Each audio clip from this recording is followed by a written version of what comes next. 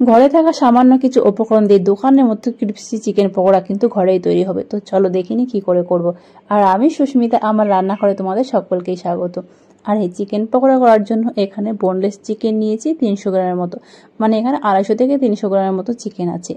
আর চিকেনের যে পিসগুলো সেগুলো দেখো খুব বেশি ছোট নয়, খুব বেশি বড় নয়, আমি খুব বেশি বড় বড় রাখিনি, একটু ছোট ছোটই কিন্তু রেখেছি। আর তোমরা চাইলে এখানে বোন সহ কিন্তু নিতে পারো, আমি একদম কিন্তু বোনলেস নিলাম। আর এখানে আমি 1 টেবিল চামচ মতো দিয়ে দিলাম হচ্ছে লেবুর রস, আর এর পরিবর্তে তোমরা ভিনিগারও দিতে পারো। আর এখানে সামান্য হলুদ গুঁড়ো আর স্বাদ মতো নুন, নুনটা খুব সাবধানে কালারের জন্য, কাশ্মীর লঙ্কা গুঁড়ো পরিমাণে কিন্তু একদম কম, আর 1/2 চামচ মতো দিয়ে দিলাম গোলমরিচ গুঁড়ো। সব কিছু বেশ ভালোভাবে মেখে নিতে হবে। আর আমি যে কটা মশলা এখন দিলাম সেগুলো কিন্তু অবশ্যই সব কিছু কিন্তু লাগবে দিয়ে বেশ ভালোভাবে এটাকে মেখে আমি 15 মিনিটের জন্য রেখে দেবো। খুব বেশিক্ষণ রাখার একদম দরকার নেই।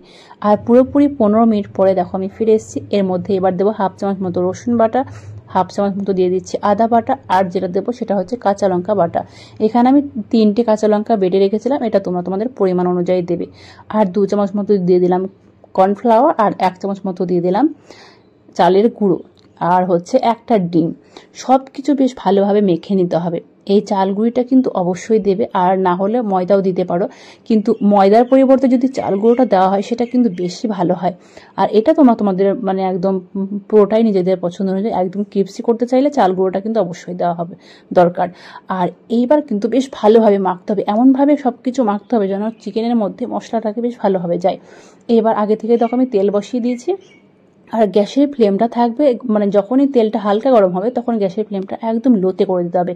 দিয়ে একটা একটা করে এবার চিকেনগুলোকে দিয়ে দিলাম। আর দেওয়ার সঙ্গে সঙ্গে তোমরা দেখতেই পাচ্ছ আমি চিকেনের সাইজগুলো রেখেছিলাম কীরকম, আর দেখো কতটা ফুলে গেছে, মানে ডাবল হয়ে গেছে, কিন্তু একদম বড় বড় হয়েছে। তো মিডিয়াম ফ্লেমে আমি নিজের পছন্দ মতো একটা কালার করে নিলাম। আর একটু আমি বেশি কড়া খেতে পছন্দ করি, তো সেই জন্য আর একদম লো টু মিডিয়ামে আস্তে আস্তে অনেকটা টাইম নিয়ে করলেই কিন্তু একদম কুড়মুড়ে ভাবটা কিন্তু চলে আসবে। ব্যাস একই রকমভাবে আমি বাদবাকি সবগুলো চিকেন কিন্তু ভেজে নিচ্ছি। এটা খেতে কিন্তু অসাধারণ লাগে। আর এরকম বর্ষার সময় সন্ধ্যেবেলা এরকম চিকেন পকোড়া হলে কিন্তু দারুণ লাগে। আমি হচ্ছে টমেটো সস আর এখানে পেঁয়াজের সাথে কিন্তু এটাকে পরিবেশন করলাম। তো ভিডিওটি ভালো লাগলে অবশ্যই লাইক কমেন্ট বেশি বেশি করে শেয়ার করে দিও। আর চ্যানেলে নতুন বন্ধু হয়ে থাকলে চ্যানেলটিকে অবশ্যই সাবস্ক্রাইব করে পাশে থেকো। আজকের মতো এই পর্যন্তই।